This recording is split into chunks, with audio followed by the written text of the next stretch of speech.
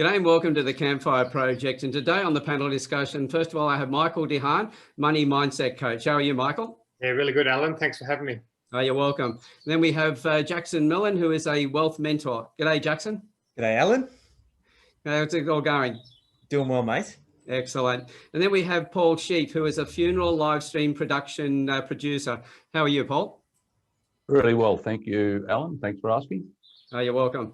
Now, whenever we do these panel discussions, we always have a discussion between the panelists of what we would like to talk about.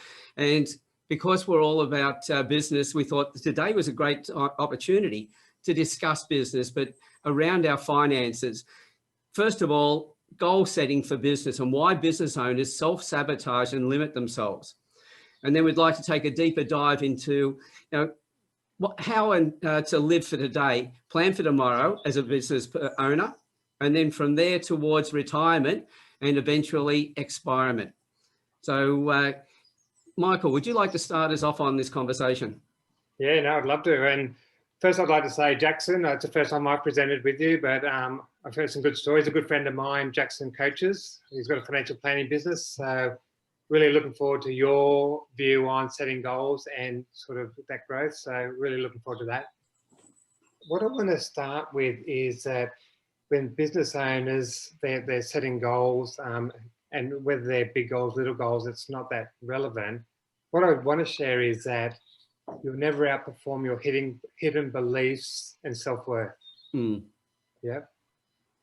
And what that's leading to is that without understanding what your hidden beliefs are and how that creates behaviors that aren't supporting where you want to go, when you're running a business and setting goals, a lot of that programming is coming from the subconscious mind.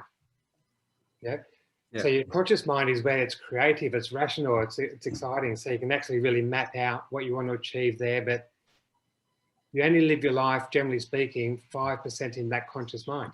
The other 95% is in this subconscious mind, which is the programming that you've had since you were 0 to 7. And that has got different beliefs and behaviors. And if you've got limiting beliefs that you don't know about, or self-worth issues, if you're setting goals there, you will find yourself, unless you deal with them, you will find yourself self-sabotaging, procrastinating, and doing things in your business there that you'll feel stuck. Your business is stuck.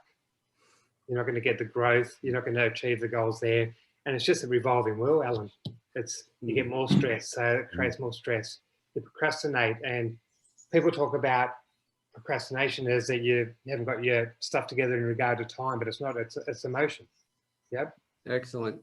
So, and you start to see these behaviors, and I'm sure that Jackson will give us more around this, but you're starting to see these negative behaviors in a business where they haven't got clarity, they're stuck, and you've got to work through what is holding them back, where did it come from, where's the story, before you can actually really empower the business owner to go, well, now I sort of believe in myself, so I've got clarity, I know where my journey is, I've got my conscious and subconscious aligned, and I'm going to go and knock out ceilings everywhere. Excellent. And I'd like to dive deeper into that in a moment as to how to recognise the unconscious, what we're not aware of. But Jackson, as a wealth mentor, what have you found when you're dealing with people? I agree with this 100%. I think most people deal in tactics. They're chasing the shiny object that they think is going to be the silver bullet that's going to help them achieve everything they want in life and business. And they're always chasing the next thing. But most of this, I've found in my experience, is just an excuse for the real problem, the real battle that they're facing, which is inside themselves. And everything else is just a means of occupying themselves from the deeper issues, which is their limiting beliefs. And one of my mentors always said to me, as a human being, and particularly as an entrepreneur, we are like a tree. You're either growing and thriving or you're rotting and dying. You need to choose one. There's no such thing as being in the middle. And I think these invisible ceilings, particularly in business, that many of us face, and all of us have them. It's just a matter of what extent those limiting beliefs are impacting us. And we need to constantly be looking to identify them and remove them. So I agree with this 100%. I've invested a lot of time into trying to master my own inner game and help my clients do the same. Excellent. I think this is an interesting conversation from the point of, both of you work with the wealth creation side of things and understanding money. at the same time, Paul, you're running your own business, but you're also dealing with businesses, with the funeral work you're doing. You're seeing a lot of business people at the end of their life, the expiration side of it, as you say. What have you noticed in your career? No one on their deathbed that I have known or seen or even heard of wishes that they had spent more time in the office, that they had made more money. They all want to have spent more time with the family, lived their life, as Jackson was saying, live the life that you've got, earn towards the future by all means, but don't tie yourself to that. There's a number of things that people have got to be thinking about when they get towards their expiry date. And that's, yeah, sure, financial freedom or financial security for their family, but also the legacy, the memory that they are going to leave behind. What did people remember about someone? Was it, they were a great boss in their corporate space, or they ran a business that screwed everybody down to get successful? Or were they a great family person, generous, helped in the community, was involved in their kids' lives at school, and left a legacy behind for their family and their generations and the generations to come. Yeah, so there's a lot involved in all of that. It's knowing what's holding you back, how you're thinking about things. It's also looking at the integration of your community, your family life, and bringing all that together. So where do we start with all this? What comments have you guys got? Who would like to give us a bit of an idea of, especially if you're working with somebody, how do you advise somebody to start this process? Jackson hit it on the head before, that you've really got to look internally. You really got to figure out what's going on internally, because then you show up differently. Yeah, you show up differently as a father, as a business owner. You again leave that legacy that Paul spoke about. So if you can if you've got limiting beliefs and behaviours, and the only way to change that and for future generations is to release them, to give yourself work through them, change that program. And a lot of time, Alan, it's not even yours. It's programming from when you're 0 to 7. So if you actually can work through that, change the habits, which is hard. And I'm sure Jackson will go through that as well. I mean, even the statistics are saying it takes 21 days to change a habit, and I think that's a load of rubbish. Latest statistics are saying it's up to 66 days, and people give in. Yeah. So people are wanting to transform their life. They want to get rid of some of these beliefs and behaviours that aren't serving them. They do it for a month. They go, I've had it. Wrap my hands there. I'm over it. It ain't going to change. That's just who I am. Yeah. There's really important themes here, and I think it's great what Paul said, that for a really long time I blindly chased money myself. And I think that I come from very humble beginnings. Funnily enough, I had a presentation this morning and I was with a great community of individuals, including yourself, Alan, and I told my story, and I own my story. And most people, when I tell them about my father passing away at 66 from late stage pancreatic cancer, they say, feel sorry for me. And I go, don't feel sorry for me. It was a gift. It was one of the best last gifts that my father was able to give me, because I don't believe in such thing as good or bad situations. It's a matter of perspective. And I think people become a victim to their behaviors, but they also become a victim to the legacy and the things that they want to leave behind. And they end up living a life for other people as opposed to living a life for themselves. And they become a victim to the societal pressures around the money that they should be earning, the wealth that they should have, the type of boss or business owner they should be, the material belongings that they should have, the house that they should live in. And then when they finally tear all of that stuff down, they finally realize that none of that means anything to them. Exactly. And I've done a lot of reflection for myself, and I've been able to work out, okay, what do I want? What makes me happy? And then I've been able to help many of my clients do the same, that find the motivators that you want to run your race for. Is it the business that you want to build, the wealth that you want, the experiences you want to have with your family, or the legacy that you want to leave behind? And my old man always said to me, he goes, Jackson, when you die, what do you want to have written about you on your tombstone? And that was something that has always been left behind with me, is that what is that legacy? Even though I'm still young, I'm 31 years old. Hopefully I'm going to be on this planet for a very long time to come. But it's always been something that's kept with me, because you're future pacing your decisions, which can create a catalyst for the way that you show up in the world. Yeah, I know that, you know, as you say, what you leave, what you like written on your tombstone. I know my first father-in-law, he wanted to have written on it, "I told you I was sick." Which I thought was classic. I think he might have got that from Spike Milligan. I love that. I just love that title. But yeah, it is a case of that. It is a matter of stopping and going, well, how do I want to be seen? How do I want people to remember me in that process? Michael, you were talking about, you know, the stuff that we don't know about, the stuff that's ingrained, that, you know, it's in the unconscious.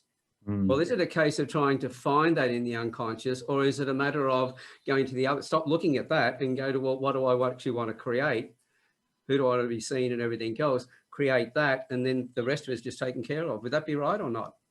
No, I don't think so. And I'm only going to go down the pathway that you don't have to go back and try and work it all out, Alan, but you've got to understand the beliefs and behaviours that sit in your body. Because until you actually understand what they are, you can't move forward.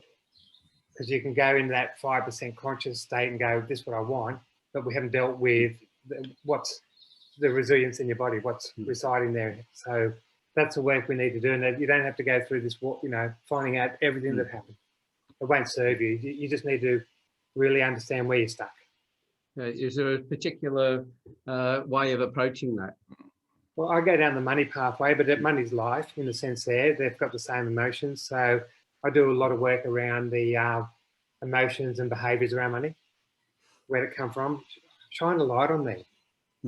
And you go back and look at someone's money story, especially if they've got sort of negative beliefs and behaviours, you'll see a trend happening which they don't even know about.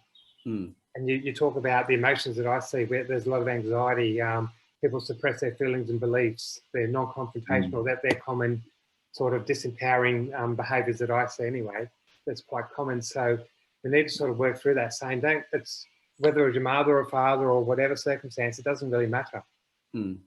It's really just saying, what do we choose now? Shine the light, have the awareness, what do we choose, and then reprogram. So really change that habit and the things that you've created around that to a more positive behaviour and belief. Now, I think the awareness thing is right too, Michael, that a lot of us, particularly us guys, and it certainly was the case for me, but I very much followed in my father's footsteps, not in business, but the fact that the type of business person he was, and the type of man that he was, the type of person in the community was, and some people might not just be aware of it. You know, you see someone and you say, oh, you look a lot like your mother, or, you know, you look a lot like your father, and sometimes they couldn't be further apart in behaviour and philosophy and their mental attitude. But I take it on that I learned a lot from my dad and from my mum, and I couldn't take over his business because he sold it. Well, I used to drive the buses, but it was years before I had a driver's license. But we sold that before I was able to legally drive a bus. And yeah, so I ended up with the career that I got in telecommunications and electronics, and the rest is history. But all the other things that he did, I grow plants, I do the gardening, I grow orchids, I'm involved in community and the church and lots of other things. And I think I am a chip off the old block of my father. And I'm proud of that because he was a good man. Yeah, I think there's good and bad that comes from that as well, right? Because I think we take positive but sometimes negative characteristics from our parents and those around us. Oh, yeah. Yeah. And I know from first-hand experience, my old man was my idol, and my mum I respect greatly, but there's negative things that they've passed on, particularly around work ethic, around this idea of having to work like a dog for success. Yeah. And I think many people have fallen into this vicious trap of essentially unhealthy work behaviors around their guilt of having success, but not feeling like they've worked hard enough for it. And I think this is one of the invisible ceilings that many people hit their head up against when it particularly comes to money, is that they get to a certain level of success, their business maybe gets to a certain point, they maybe can take their foot off the accelerator a little bit because they've got a team or they've got leverage. And what do? They self-sabotage, they ruin it. They suddenly go from having this great success to business falling to shit. They go from having this great team to people leaving and having cultural issues or clients abandoning them and moving on. And they wonder why they're on this vicious cycle.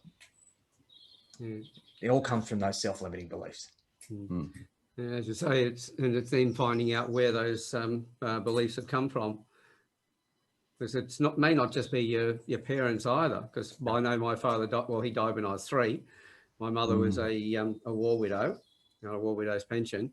And so what I learned from her was all my carpentry skills and everything else. I ended up being a cabinet maker when I first left school.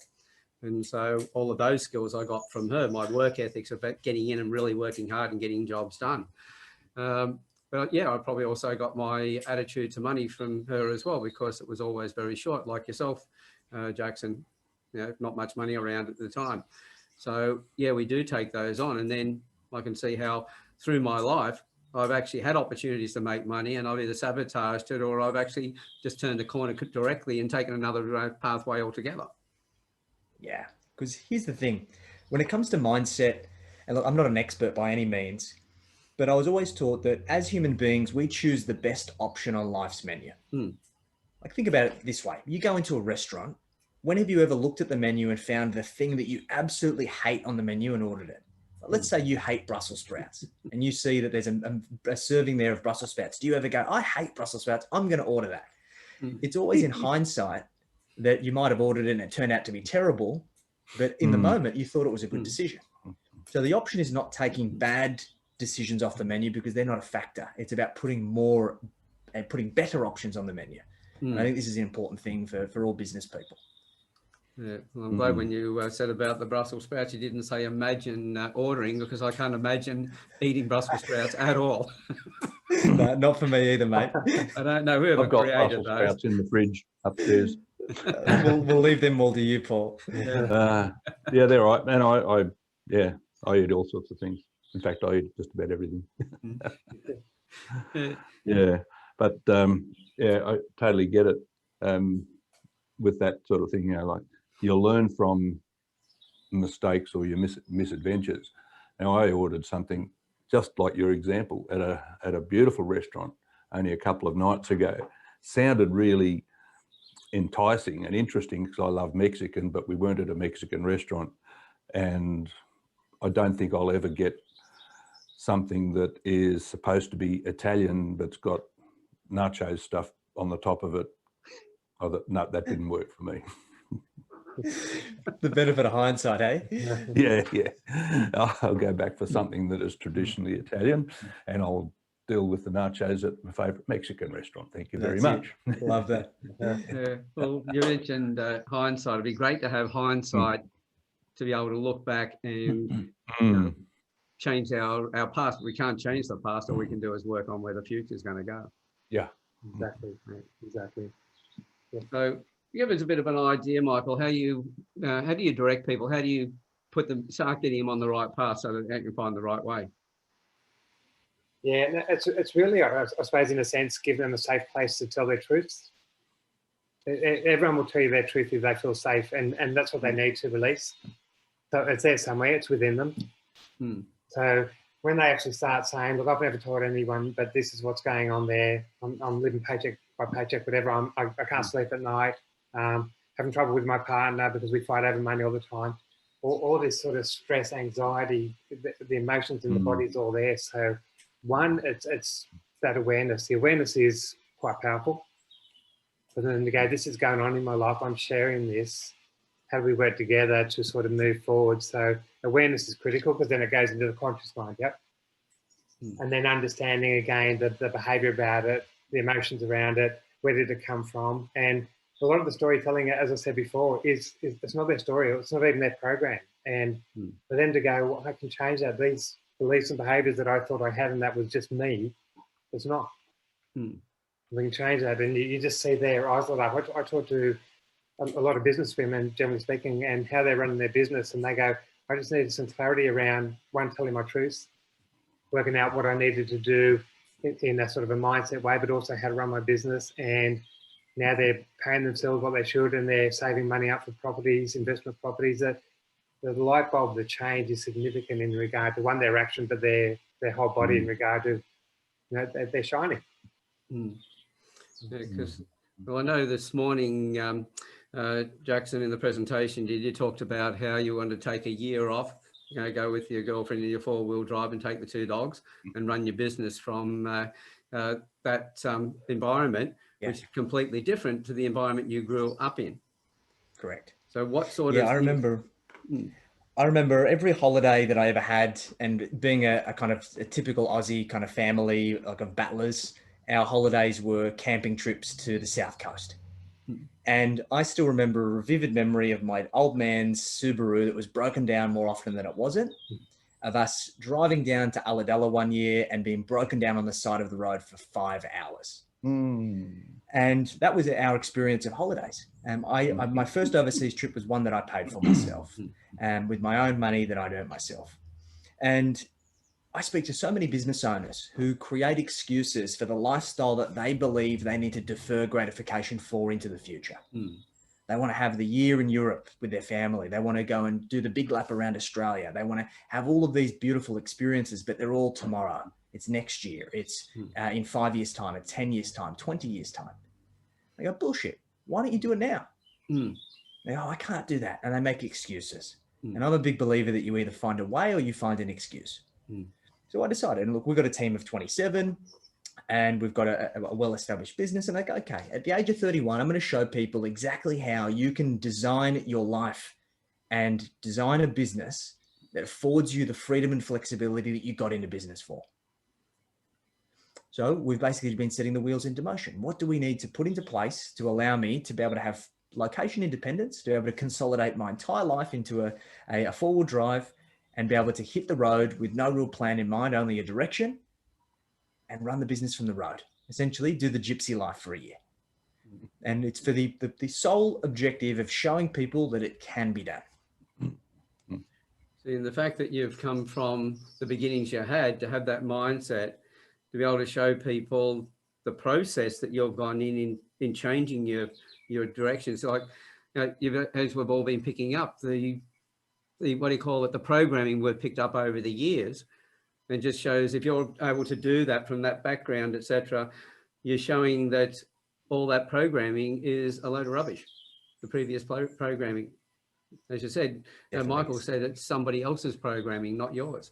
It is. And I think the thing that I believe in is that the situations that we learn to survive, our survival can ultimately depend upon.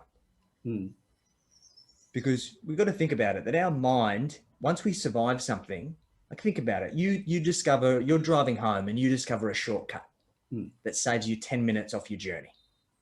Are you ever going to go any other way again? No.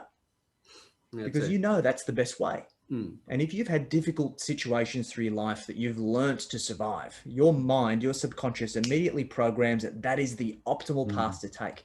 So why do you think this self-fulfilling prophecy of this situation continues to come up and come up and come up? You need to deal with all the stuff that Michael's talking about to be able to change that synapses, to change that programming, to create a new pathway, a better pathway. And it's something that I've done, and I'm proud to say that I've done it because I've worked with people like Michael to allow me to remove those blockages for myself and be able to think abundantly. Yeah, because I know that we started this conversation with finance, but it's not just finance. This is just life skills in total. Yeah, and that new pathway, that new shortcut may not always be the best way to go into the future, because one day you might get down there and where you were going to turn onto that main road, suddenly there's a no right turn. Exactly.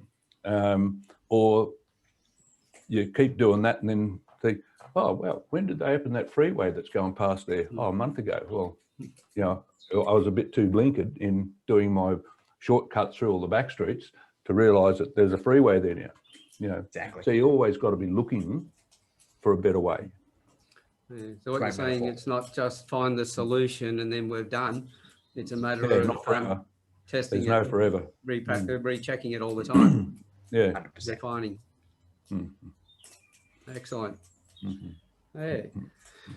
So with thinking about it, as far as I know that, Jackson's talked about how he's making that change. I know the work you're doing now, Michael, where did you start with all of this yourself? What were your beliefs that you also worked on? That's a really good question. So my background is financial planning, did it for over 20 years. And then I was seeing people becoming sick from not being financially well. Yep. So going down that pathway of financial well-being is important to me, where they mightn't be ex-client for a financial planner. They still need help. Yep. But I also went down that personal journey. So I got quite sick myself. And similar to what we've spoken about here today. So I had scarcity when I was young growing up. And I carried that through to my life. I had a successful business. I had a career in the bank when I was young, but I still had scarcity, self-sabotage, and one, it got me quite sick, and also it was a lost relationship. So after 21 years, and we fought about money. It didn't make any sense to me, but I still did it. Or things were going great, didn't have much of a home loan, and then I would borrow money and do a bad investment, which I know investments backwards. So I saw these things creeping into my life, and I thought, I've got to change this, otherwise I'm going to get really sick, or I'll be over to Paul's side, someone taking a video. So it was really at that time going, it's to do with my mindset. I've got to dig deeper within myself. I can't look external for things there. I'm looking internally, and I'm the only one that can change my life. And as soon as you get that awareness and then learning the skills to actually change that and be able to then manifest what you want in your life is quite rewarding. But again, it was a pretty tough way to learn it, Alan, which I don't want other people to do. That's it. And I was thinking from Paul's position, you've had your own experiences of coming along, but you're also, with the work that you're doing with filming funerals, etc., and hearing people's stories, you'd be copying extra doses of, of people's experiences of seeing what they've done, and then having those thoughts going, well, how do I change what I'm doing? And how do I measure with that as well? Yeah. Would that be right? Yeah, absolutely. And one thing to point out too, that I've filmed the funerals or memorial services of many people that are younger than myself, and as well as many that are in their 70s, 80s and 90s.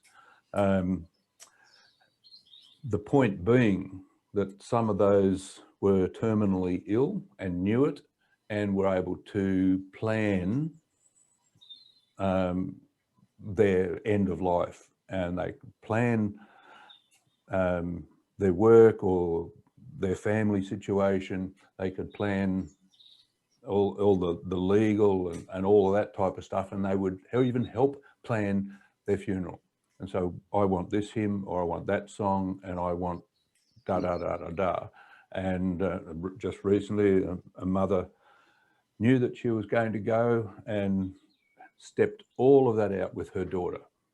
And then it was a simple process for me to make sure that that happened, and the service was streamed. Now, particularly in COVID, we've got all sorts of restrictions. So the live stream is a gorgeous way of family and friends overseas, interstate, even on the other side of Sydney, to be able to share and participate in that. And that person who knows that they're approaching that time, they want to make sure that their family and friends, no matter where they are, have that opportunity to be part of that day and that special service for them. And they'll make sure that, you're going to get this live stream so that Peter in Queensland can be here, because he can't cross the border, or he can't, if he does, he can't get back again. And the people, my nieces and nephews in England obviously can't come. But even after COVID, many of those things are still barriers. COVID aside and anything else aside, if Auntie Flo passes away next week and she's got a family with their family in the US or Europe somewhere, can they all afford to just up stop work up and come to Australia, or vice versa. Can you afford to go to overseas to be there on that day? So this is a valuable service from that point of view. The memorial or the keepsake side of it, different families, different people will take it to a different extent. Some will actually want to lay down their life story in some form. Many will write it down, or they'll just tell stories about their life, and their family members will write it all down. I know someone who records audio to them just talking their story out, and they can even be in their hospital bed when they do that. Others will have it videoed, which is a great way of their grandchildren and their great-grandchildren who might never have met them to know about their life and what it was about. Others will value the recording of that event. And I've got here from one just recently, it was a graveside service in our local area. They could have gone into a small church or the facility up at the crematorium, the cemetery, but the limitations were really small, so they had it outside.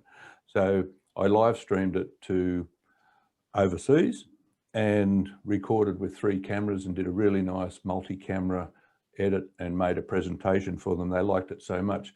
They put it on a USB, but the USB is actually on a nice timber, not a lump of plastic, and it's got her name engraved on it, Nancy, in this nice little box.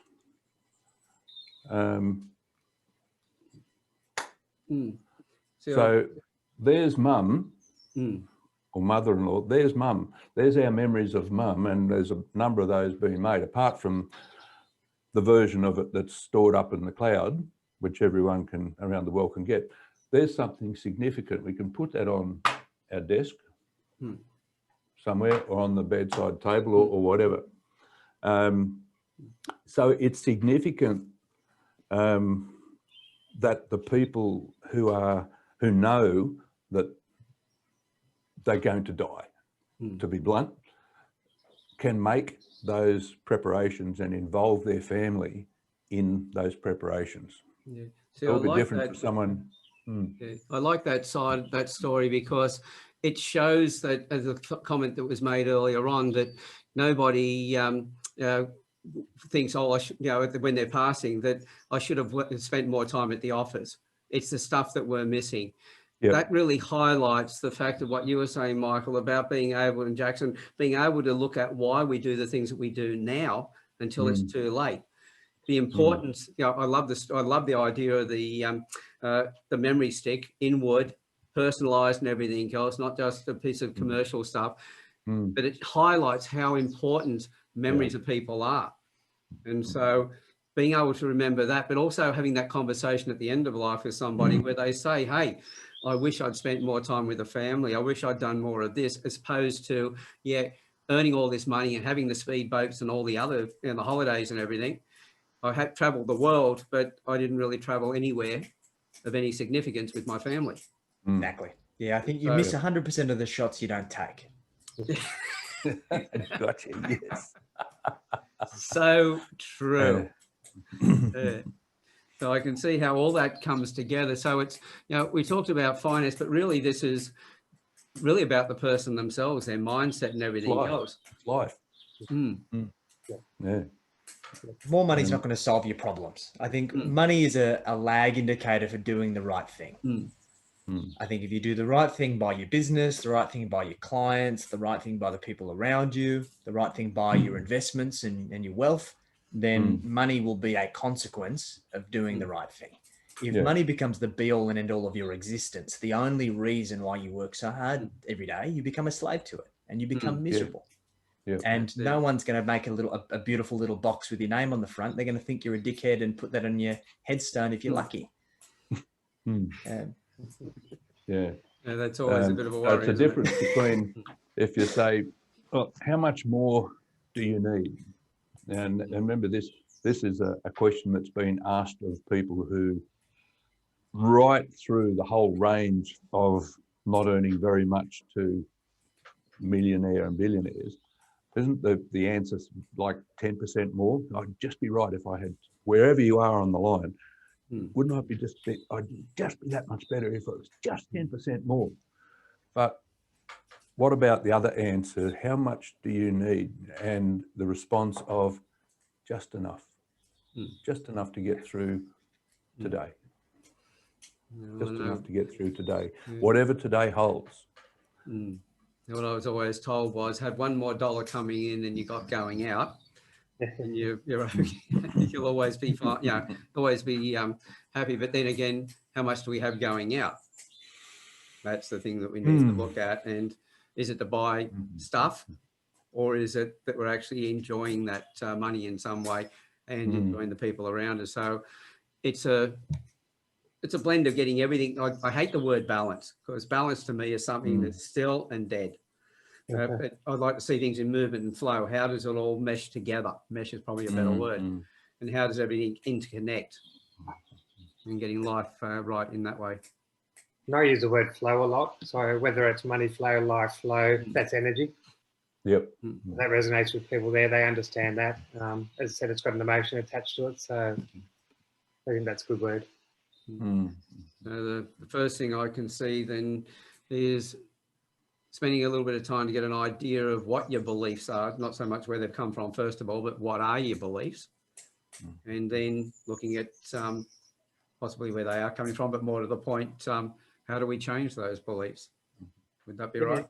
And set some goals there, and then feel into it.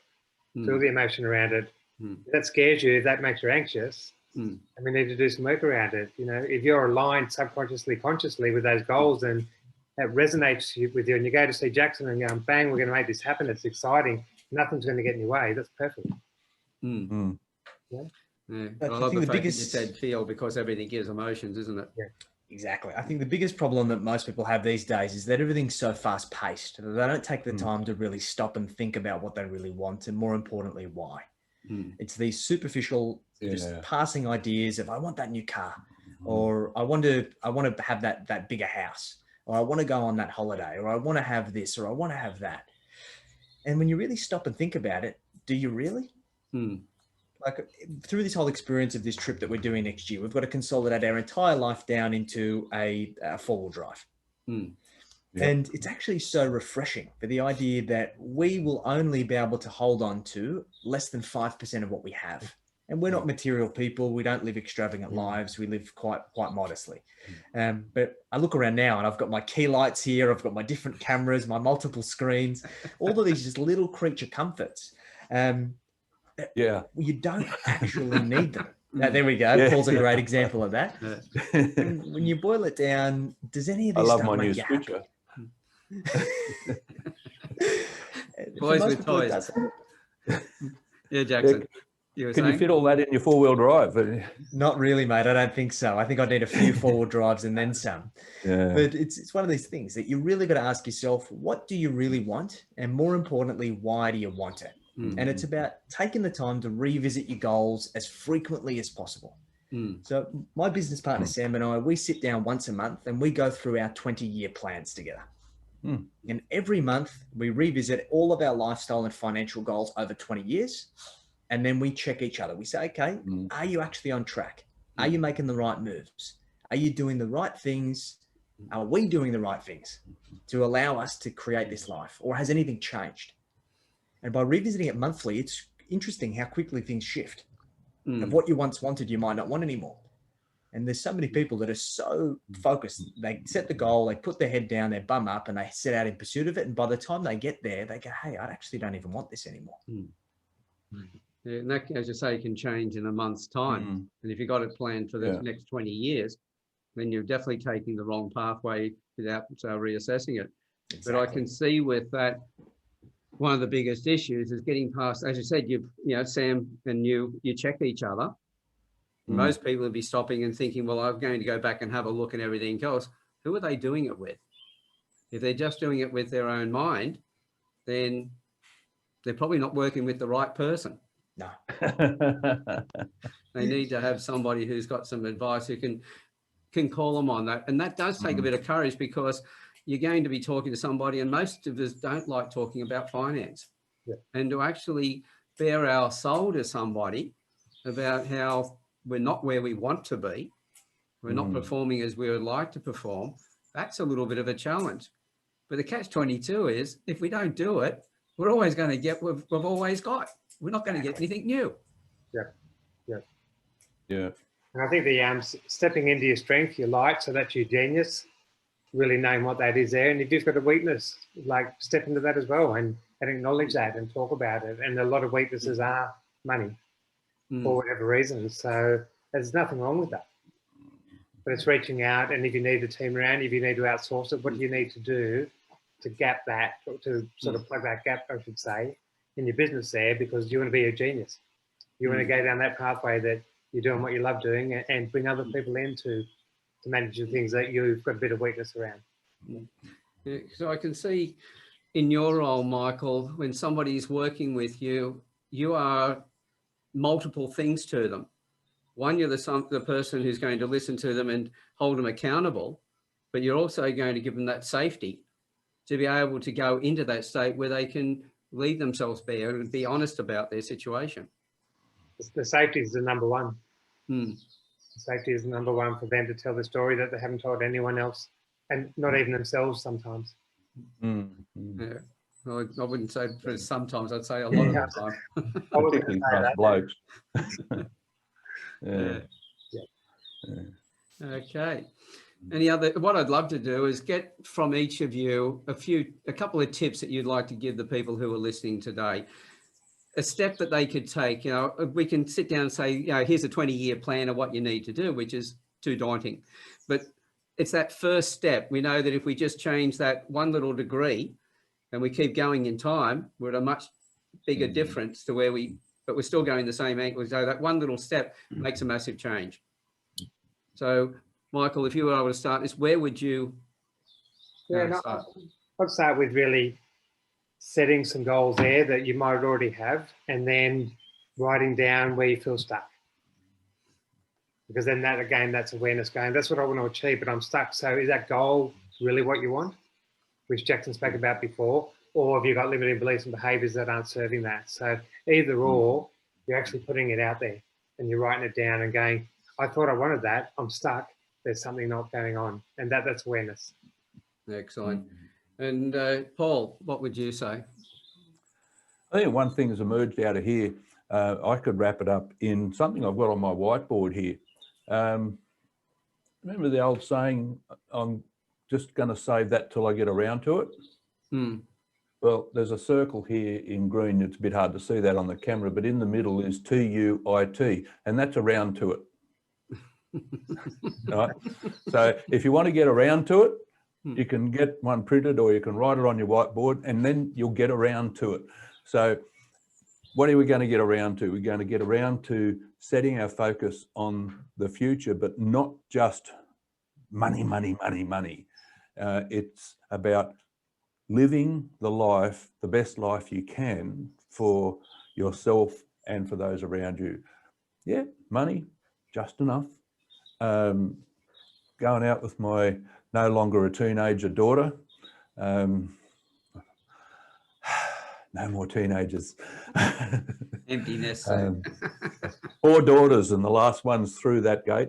But yeah, I go out and with her now and have a sensible conversation, have a really lovely night out, even if I did try and put nachos on top of Italian stuff, but we'll do better next time. And then you say, oh, well, yeah, we'll do something different next week. Meanwhile, I'm busy here. I've filmed a first stage of a new boat that you'll see more about in the news in weeks and months to come. I'm doing a funeral tomorrow of someone dear to many of us in our church, and he wasn't much older than any of us, and he knew he was going and he had made plans, but he didn't know he was going to go on Wednesday night last week, and he went to bed as normal. And, 2 or 3 minutes after he closed his eyes, he died. So it's still a shock. And then I've got other stuff on Thursday. So yeah, I'm busy, but I enjoy doing it, and I'm putting my heart and soul into the preparations for this this funeral tomorrow, because it's not just a business to me. Part of it is, yes, I'm live streaming it for them, but also as a member of the same church that they went to, I'm giving of myself to make this service a celebration of life for Mark, and make it as good as possible for everybody. So don't leave it too late. Get around to it. Get your financial planning. Get your life in order. Make preparations for your future life, not just your money. Excellent. Don't leave it too late. And at that comment, by the way, Jackson, I'd like to introduce you to Paul, because now he's got his 4 daughters off his hands. He'll have a lot more money for wealth creation. Love that. There you go. Bit of business building while we've been at it. But Jackson, what would your advice But there's a few ex-wives along the way that have sucked a bit of that out too. Okay, that's right. We can sort that out, Paul. So, guys, one thing I want you all to do is, it's all well and good to listen to these things, and a good idea in theory is exactly that, just a good idea. Your ability to architect the life that you want comes down to taking action. So there's 3 questions that I want you to ask yourself monthly. I want you to ask yourself, what is fundamentally important to you? What are your non-negotiable needs? 2, assuming your non-negotiable needs are met, what then becomes your goals, dreams, and aspirations? And question number 3 is, what is the significance of each of those goals, dreams, and aspirations to you? And if you ask yourself those 3 questions each and every single month, then you'll have a lot more clarity on the invisible ceilings you've got to overcome and the legacy you want to leave behind. Exactly. And as you said, that's something you ask yourself not once, but each month, because it's that process of continually working on it. I think it's like checking that shortcut. Is it still as good a shortcut as it was a month ago when I found it? That's it. Okay, gentlemen. Well, thank you very much for being here today and sharing that with us. It's been a lot of fun. And lovely to see you again. Yeah. And to everybody who's been listening in. Jackson and Michael. Yeah, we see each other lots, and that's always good to catch up with you. Excellent. So for everybody who's been listening in, I hope you get a lot out of it. And by the way, go into the, well, they call it the files tab in the group page. You'll find a number of PDFs, and one of them is the individual list of the Campfire chats. You'll find each of these gentlemen alphabetically in their first name order in that list. Go in, have a listen to, you'll find their name, you'll find their picture to confirm it, and you'll find next to it the link to their one-on-one interview. So I would suggest you go in and have a listen to them, understand the background to these men. And from there, you're looking for ways to move forward. Their details are there as well. Get in touch with them. So again, Jackson, Michael, Paul, thanks very much for being here. And to everybody else, we'll see you on the next Campfire Project. Bye for now. Thanks, guys. Bye. Thank you. Bye.